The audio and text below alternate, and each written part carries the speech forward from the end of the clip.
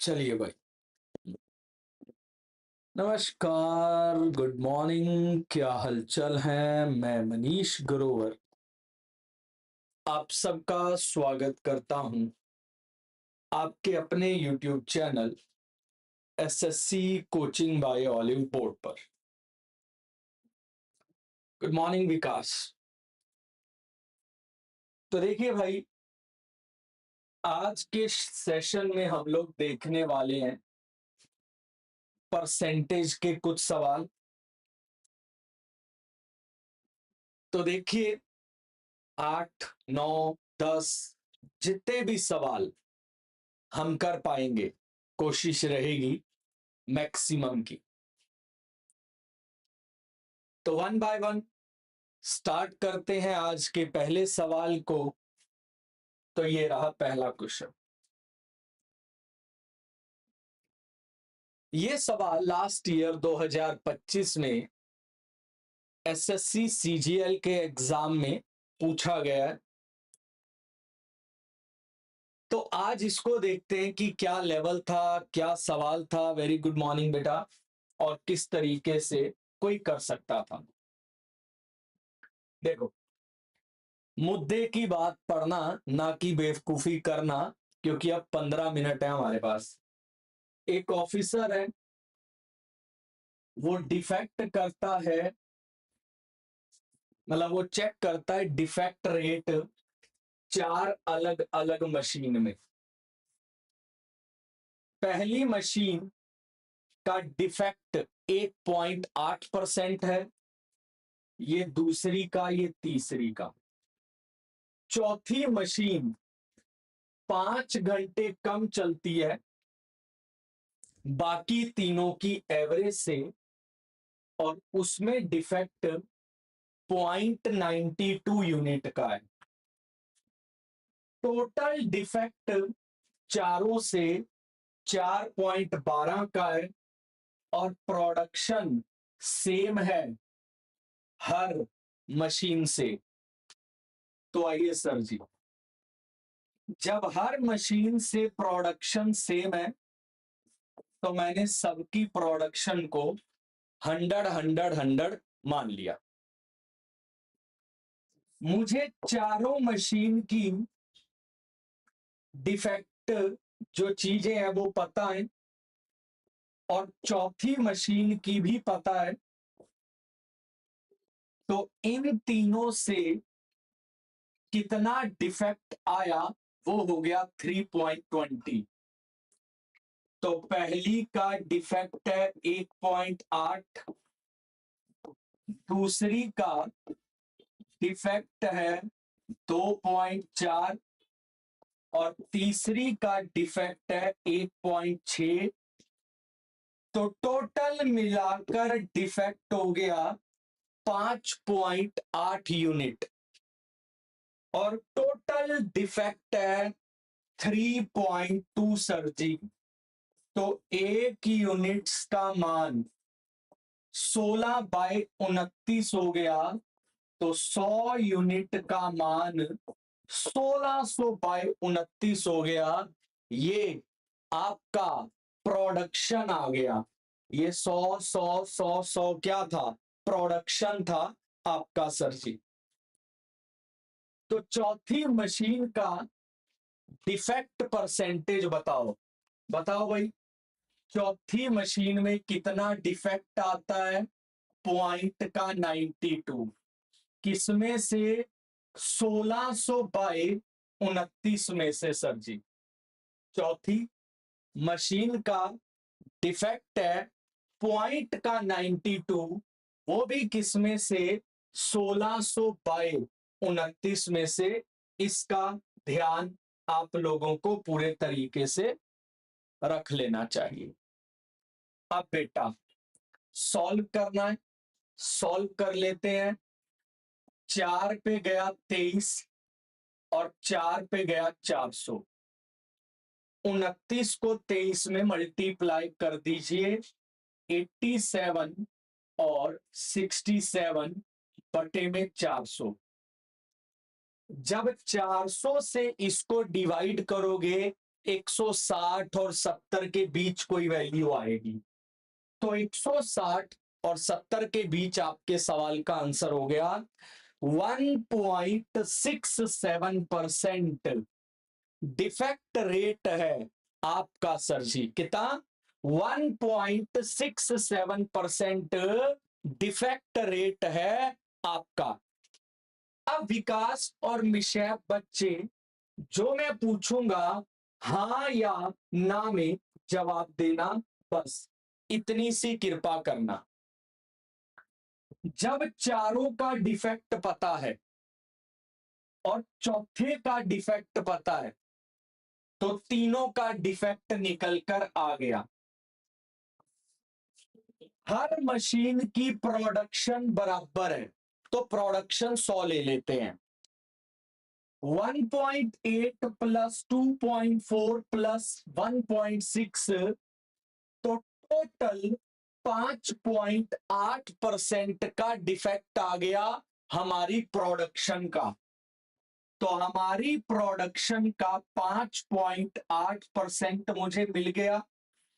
फिर मैंने 1% निकाल लिया और फिर मैंने 100% निकाल लिया।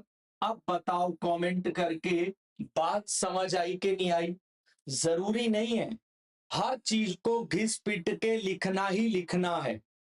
आप कोशिश करिए जितना जल्दी चीज को समझ पाए, क्योंकि हर जगह पर प्रोडक्शन क्या थी? सेम थी। यहां भी 100 का 1.8% निकालते, यहां भी 100 का 2.4% निकालते, यहां भी 100 का 1.6% निकालते। मैंने सीधा 100 का 5.8% निकाल दिया और मेरी प्रोडक्शन में जो डिफेक्ट था वो 3.2 था सर जी। खत्म भाई। आगे का सॉल्यूशन आप देख सकते हो जो मैंने भी पीछे समझाया था। आगे बढ़ते हैं सर जी। दो लोगों की मंथली कमाई हम लोगों को दे रखी है। एक की मंथली कमाई है 42,600 और इसकी मंथली कमाई है सर जी आपकी 48,500। लिखा हुआ है कि इतना इतना परसेंट वो कहां कहां खर्च करते हैं और बी कहां कहां खर्च करता है। बाकी उन्होंने सेव कर लिया, तो उनकी सेविंग का अंतर बताना है। सर देखिए 46 और 42, 88% इसने खर्च कर दिया सर जी। तो 12% इसने बचा लिया, जो कि आएगा 12 6 के 72, 31, 5,112 रुपए आ जाएगा। इसने खर्च कर दिया 43 और 38, 81% सर जी। तो इसकी सेविंग हो गई 19%। तो आइए 19% निकाल लेते हैं। 19 से 5 95, 19 अट्ठे 152 और 9 161, 76 और 16 92। इनका डिफरेंस मेरे सवाल का आंसर होगा and the option number A is right answer, क्योंकि उन्होंने हमसे यह मांगा है कि दोनों की सेविंग के बीच का डिफरेंस क्या होगा। तो मैंने इनका खर्चा देखा 88%, तो सेविंग आ गई 12%। मैंने इसका खर्चा देखा 81%, तो सेविंग आ गई 19%। और दोनों की सेविंग का मुझसे डिफरेंस मांगा गया था। So answer is 4,103 rupees sir. आगे बढ़ते सर। दो स्लैब है इनकम टैक्स की। अगर तो आपकी सैलरी 3 लाख तक है सर, अप टू 3 लाख का मतलब होता है 3 भी हो चाहे 3 से नीचे भी हो, आपको 9% का टैक्स देना पड़ेगा और 12.5% का देना पड़ेगा अगर 3 लाख से ऊपर है। अरुण ने क्या किया सर जी, अपने टैक्स को चुराने की कोशिश कर दी, अपनी कुछ इनकम छुपाकर, तो वो 9% की स्लैब में आ गया। मतलब उसने अपनी इनकम को 3 लाख से नीचे या 3 लाख तक दिखाया, उससे ऊपर नहीं लेके गया, ताकि वो थोड़ा सा टैक्स को चोरी कर पाए। उसने अपनी अमाउंट जो छुपाया वो 9/44 है ओरिजिनल टैक्सेबल इनकम का। यानी सर, अगर उसकी ओरिजिनल इनकम 44 थी, तो उसने जो इनकम शो की है वो 35 है सर जी। उसने जो इनकम शो की है वो 35 है, और ये उसने टैक्स दिया है। टैक्स जो है बेटा, वो उसकी शो की गई इनकम के 9% के बराबर होगा। क्यों? लाइन फिर से पढ़ सकते हो। उसने बोला अरुण ने कुछ टैक्स बचाने के लिए अपनी इनकम छुपा ली, और वो 9% के टैक्स स्लैब में आ गया। आ गया सर जी।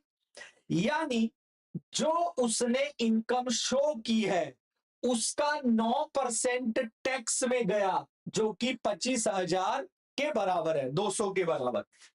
सर 9 पे अगर इसको कैंसल करें, 9 का डबल 8, सॉरी 18, 9 8 72 सर जी। इसको कैंसल करें तो 80 आ गया। एक्स का वैल्यू कितना आ गया सर जी? 80,000 आ गया। तो उसकी ओरिजिनल अमाउंट क्या बनती थी टैक्स की?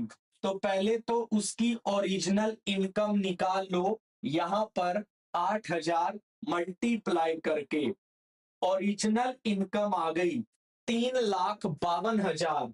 और कितना टैक्स देना था? 1/8 का।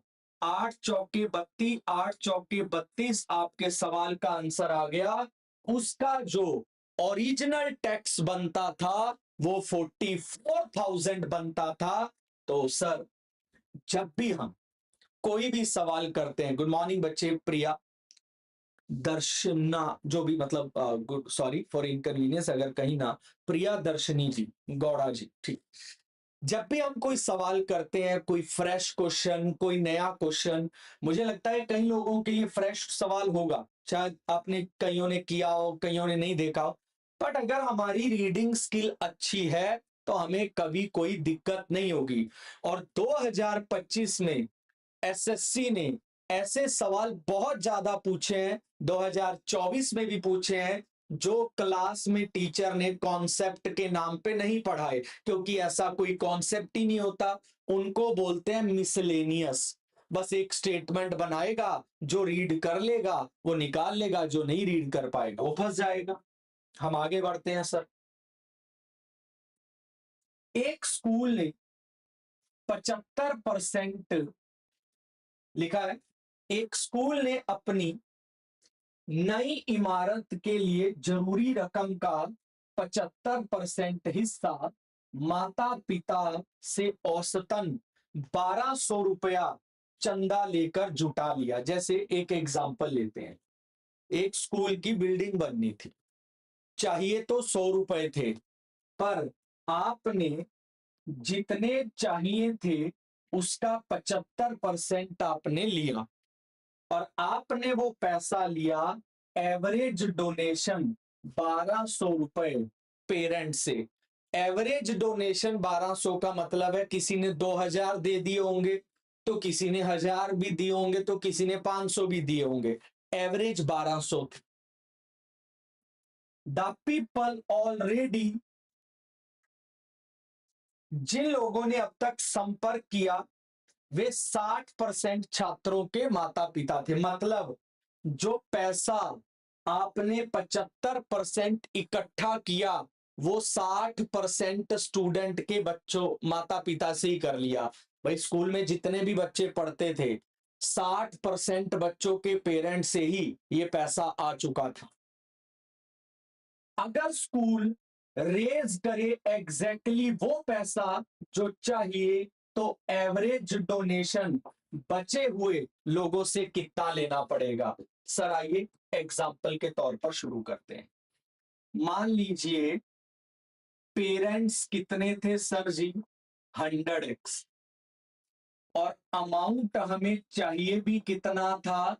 हमने ले लिया 100y।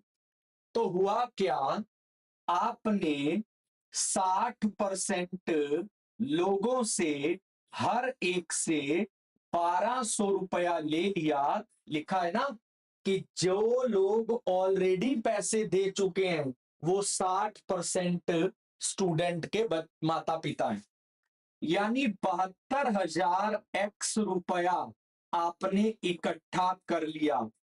और ये 72,000 हमारे अमाउंट के 75% के बराबर है, यानी 72,000x is equals to 75y। Sir ji तो बेटा x बाय y का रेशियो 75 बाय 72,000 आ जाएगा।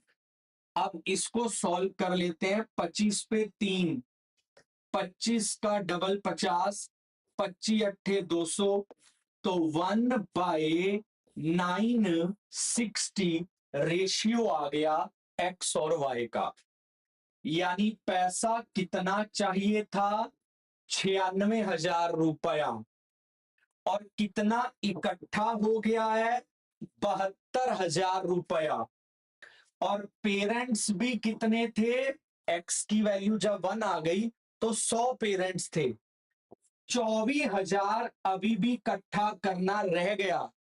60 परिवार हो चुके हैं, 40 परिवार बाकी रह गए हैं। तो एवरेज बचे हुए लोगों से 600 रुपए इकट्ठे करोगे तो आपको जो बिल्डिंग के लिए पैसा चाहिए था वो सारा मिल जाएगा। कमेंट करके बता दीजिए अंडरस्टूड और नॉट, फटाफट से क्लियर हो गया या नहीं हो गया।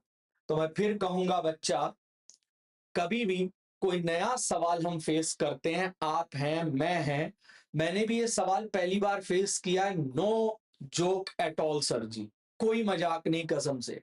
बट जैसे जैसे आप रीड करोगे, जैसे जैसे आप अपनी सोच को सवाल के साथ मैच करोगे, प्रॉब्लम खत्म होती जाएगी।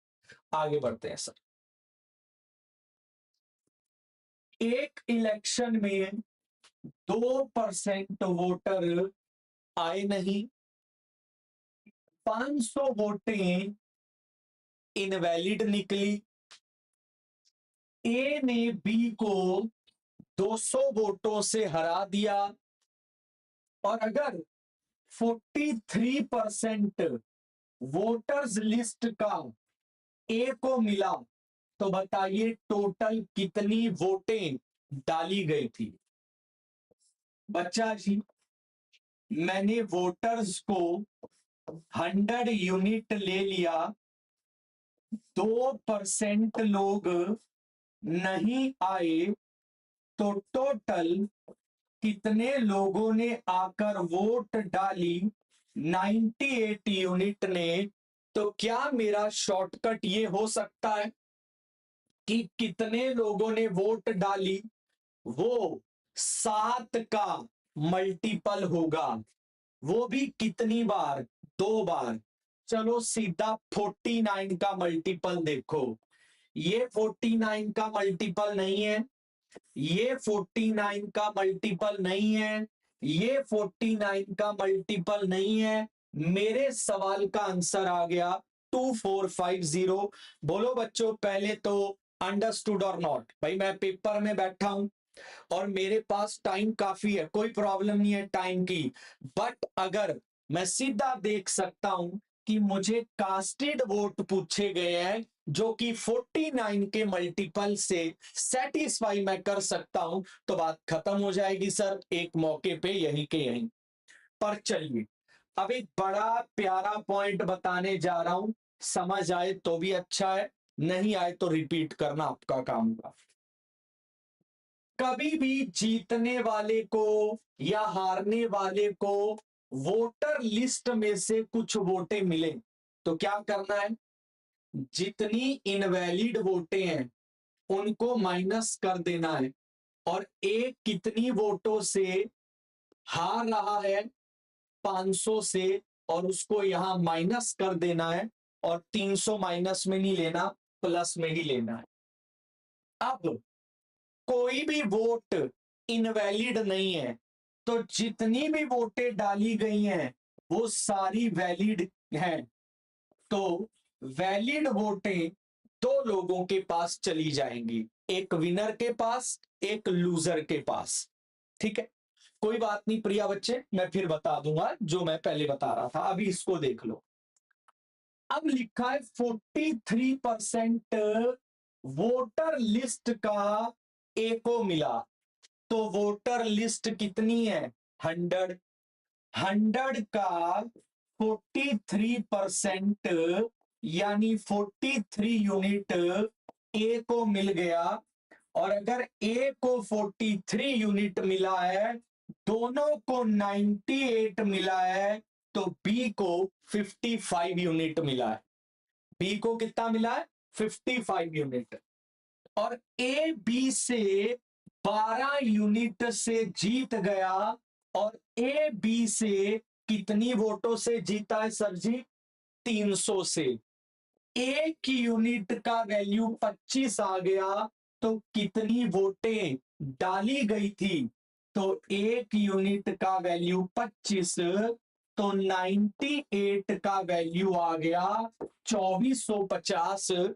और अब प्रिया दर्शनी जी ने बोला सर समझ नहीं आया था, कोई बात नहीं प्रिया बेटा, 2% लोग लिस्ट के आए नहीं, यानी अगर लिस्ट में 100 लोग थे तो 2 नहीं आए, तो 98 आए। 98 में 49 होता है, आप कहोगे 49 होता है, मतलब 98 को 49 का डबल भी लिख सकते हैं, यानी 98 कास्टेड वोटें हैं, और पूछी भी कास्टेड वोटें गई हैं, यानी मेरा आंसर 49 का मल्टीपल होगा, यानी जो भी मेरा ऑप्शन होगा वो 49 पे कटेगा।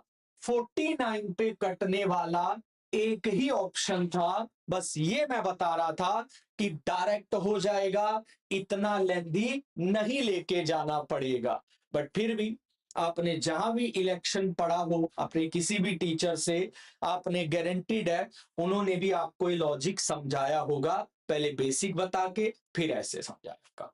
यहां बच्चों को अक्सर एक डाउट लगता है कि सर ये 300 माइनस का नहीं लेना, don't worry at all, normally जाओ, टेंशन नहीं लेने का। आगे बढ़ते हैं सर। नेक्स्ट क्वेश्चन है सर, कहता 3 शोरूम है XYZ, और जिनमें टोटल कार का रेशियो 5-7-8 है। सर 3 शोरूम है जिनमें कार का रेशियो 5, 7 और 8 है, और मैं पूरी सेफ्टी के साथ चलूंगा, रेशियो को 500, 700, 800 बना।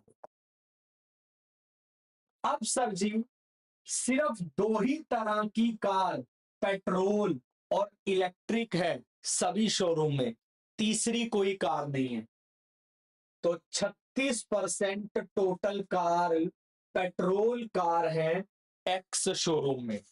तो भाई 500 का 36%, 180 पेट्रोल कार, तो इलेक्ट्रिक कार 320। आगे बढ़ते हैं।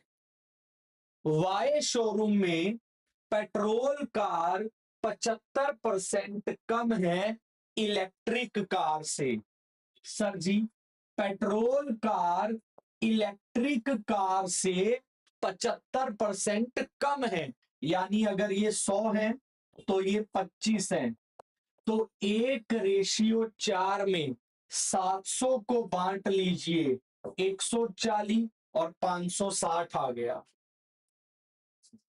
अच्छा, आगे बढ़े।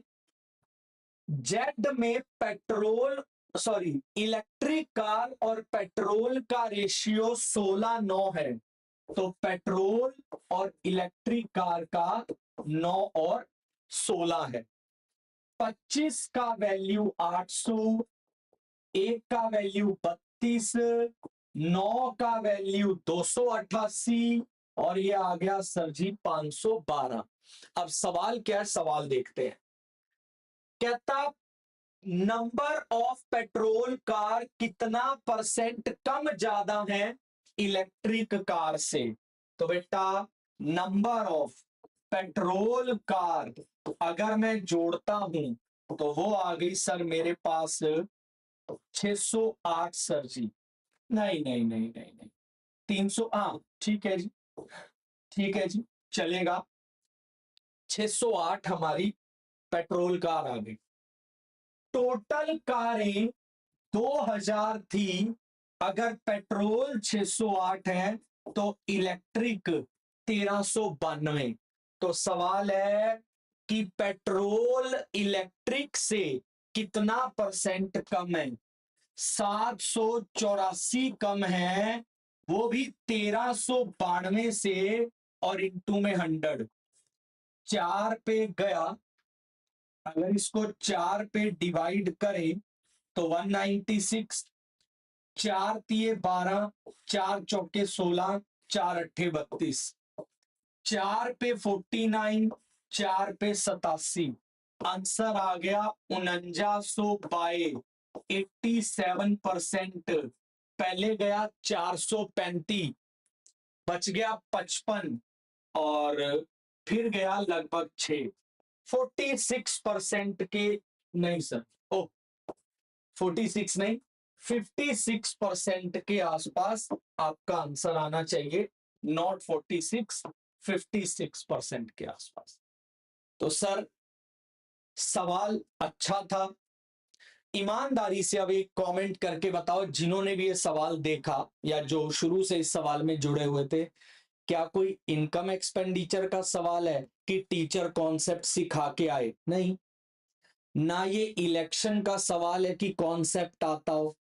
एक जनरल सवाल था रेशियो और परसेंटेज का। इसके लिए कोई आपको पढ़ा के जाए फिर आप सवाल क्लास में कर पाओ, ऐसा नहीं जरूरी है।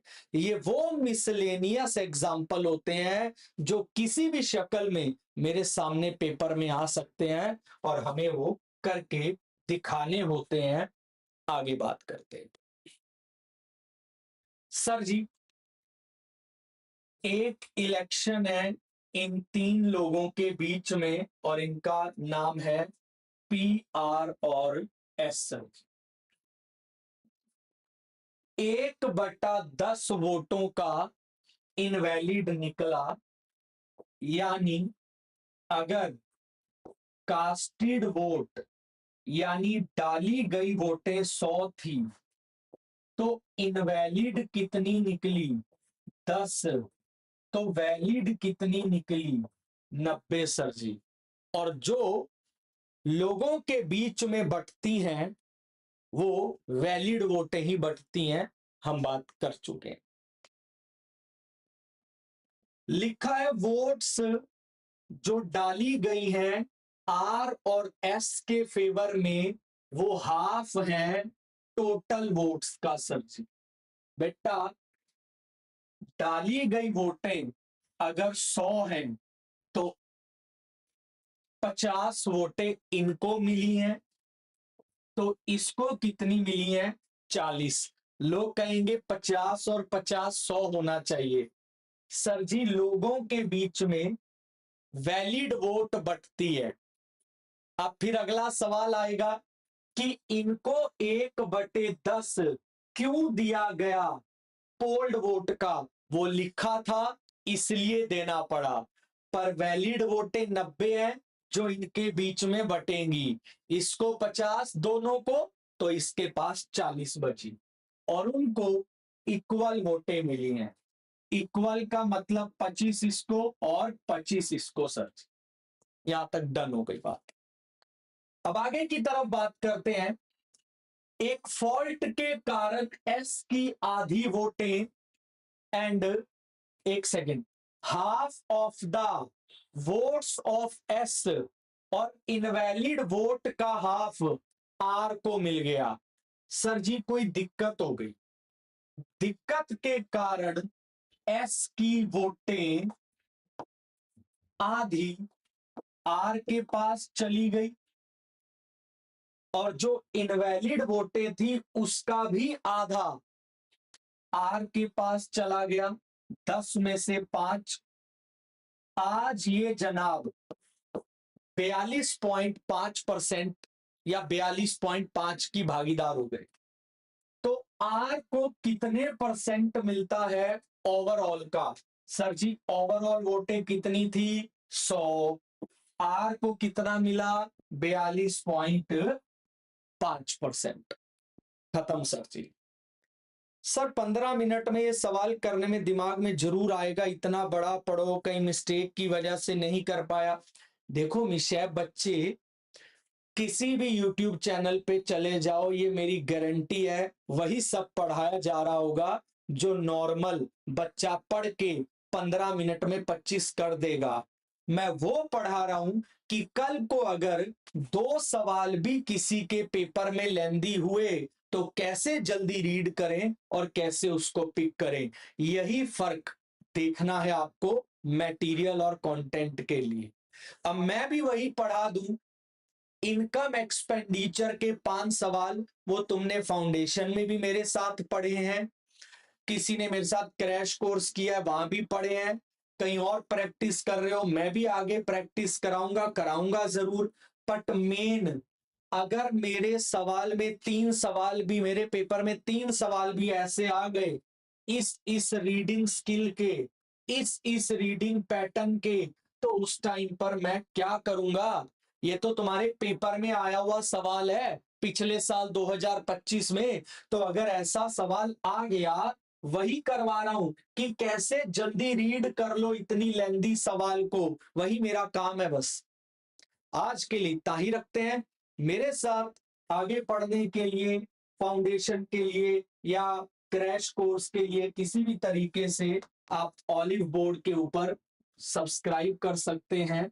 और आपको करना क्या है, यहाँ पर एसएससी सेलेक्ट करना है और कोई भी एसएससी सुपर एलीट के लिए सब्सक्राइब करे जो भी जाए। उसका कारण ये है कि 1500 रुपए में आपको मिलेगा कोई भी आने वाला बैच फ्री, कोई पैसा नहीं। डबल एओ का batch free, quant booster module free, crash course free, foundation batch CHSL हो सीजीएल हो फ्री, आईबी के बैच भी होंगे नीचे free, normal quant free, test free. मतलब 1500 रुपए यानी वन टाइम आपको पैसा देना है, बात खत्म sir ji. One time only. और बाकी कोई मेरे साथ जुड़ना चाहे तो आप मुझे इस नंबर पर व्हाट्सएप ड्रॉप कर सकते हैं, मैं आपको अपने साथ व्हाट्सएप ग्रुप में ऐड कर लूंगा फर्दर 2026 की तैयारी के लिए। सो दिस इज कॉन्टैक्ट, मेरा ही नंबर है, मैं ही आपको ऐड करूंगा। ठीक है जी, थैंक यू।